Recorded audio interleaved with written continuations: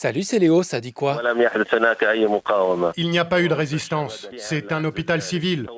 Les soldats sont entrés très facilement, d'abord aux urgences, et ils sont allés fouiller dans les sous-sols.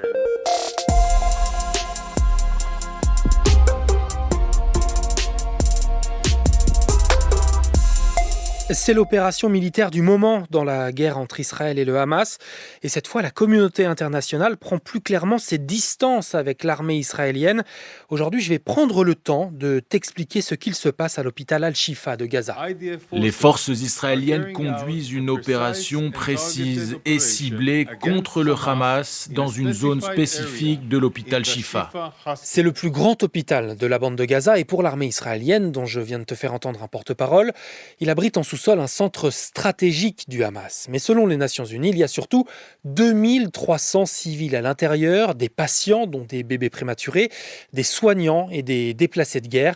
Ça n'a pas empêché un bombardement sur un des bâtiments de l'hôpital, selon le Hamas, et des dizaines de soldats israéliens de pénétrer à l'intérieur hier.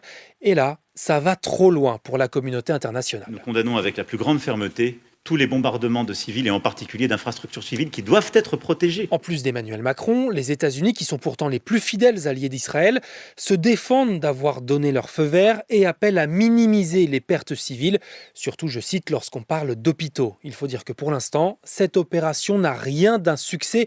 Aucune nouvelle des tunnels que l'armée israélienne pensait trouver sur l'hôpital. Elle a trouvé des armes, des explosifs, des roquettes. En revanche, concernant les otages, l'armée n'en a pas trouvé la trace comme elle l'espérait. Et comme le dit mon collègue du service international de Radio France, Sébastien Logénie, envoyé spécial en Israël. La guerre de communication continue. On peut voir en effet une vidéo tournée par l'armée elle-même. On y voit des soldats porter des cartons de nourriture pour bébés, de l'aide médicale, mais aussi des brancards. 9 bébés prématurés et 27 malades en soins intensifs sont morts selon le Hamas ces derniers jours. Et ce jeudi matin, l'armée israélienne est toujours présente sur place, dans et autour de l'hôpital. Des bulldozers détruisent certaines entrées. Cette nuit, le Conseil de sécurité des Nations Unies a appelé pour la première fois à des pauses humanitaires dans la bande de Gaza. Tu t'en rappelles forcément, c'était au tout début de l'été. Les émeutes suite à la mort de Naël, tout avait commencé par ce tir d'un policier placé en détention provisoire. Eh bien, il a été remis en liberté hier sous contrôle judiciaire, une disposition qui l'interdit notamment de se rendre à Nanterre et de porter une arme.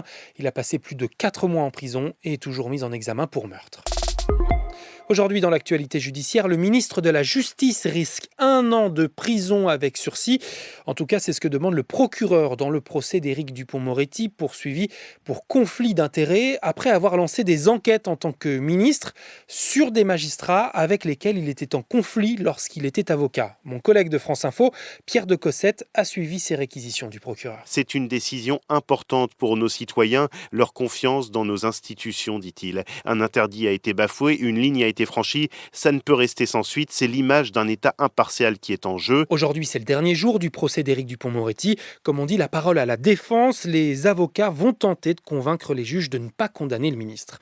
Et puis je vais te parler d'un autre Dupond maintenant. Oh sapristi, Dupond et Dupond. Je te parle d'Antoine Dupond, le capitaine des Bleus malheureux à la Coupe du Monde de rugby, ira aux Jeux Olympiques de Paris l'été prochain. Oui, mais pour du rugby à 7, c'est pas tout à fait pareil que le rugby à 15 qui, lui, n'est pas représenté au JO. Pas d'inquiétude, Antoine Dupond y a déjà joué et même remporté le championnat de France cadet de rugby à 7 il y a 10 ans. Quel heureux hasard. Je dirais même plus, quel heureux hasard. Et si tu croyais que la télé-réalité c'était fini, elle est de retour. C'est trash et interdit aux moins de 16 ans. Je m'appelle Ouriel, j'ai 24 ans, je suis à poil du matin au soir. Elle regarde comme un Mister Freeze quand il fait 45 degrés, elle a qu'une envie, c'est de la sucer. Tu kiffes? Ouais, elle est plutôt...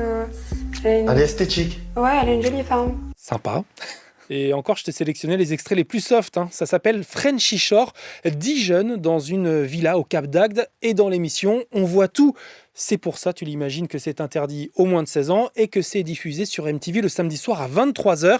En fait, l'émission mise sur le trash, puisque comme l'explique ma collègue de Move, Constance Villanova, les téléréalités collectives comme les Marseillais ou les Princes de l'amour n'existent plus. Le public se lasse, on recycle les mêmes concepts, les mêmes candidats et surtout les secrets de fabrication n'en sont plus vraiment. Pendant les tournages, on le sait, les boîtes de production encouragent les candidats à tenir tel ou tel discours. On mise sur l'inverse, le trash, et ça peut plaire à une partie du public qui se plaint du fameux « on peut plus rien faire ou rien dire à la télévision ». Et ce qui change aussi, c'est le casting très inclusif de Frenchy Shore. Les candidats ont tous des orientations, des identités de genre différents, ils ne se jugent pas. Bon, ce qui change pas, c'est que malgré tout, ça met toujours en avant des relations toxiques et qu'on est peut-être en train d'assister à l'avènement d'une nouvelle génération d'influenceurs. Donc vas-y, regarde pour te faire une opinion. Mais garde quand même ça dans un coin de la tête. C'était Léo de France Info. Allez, ciao.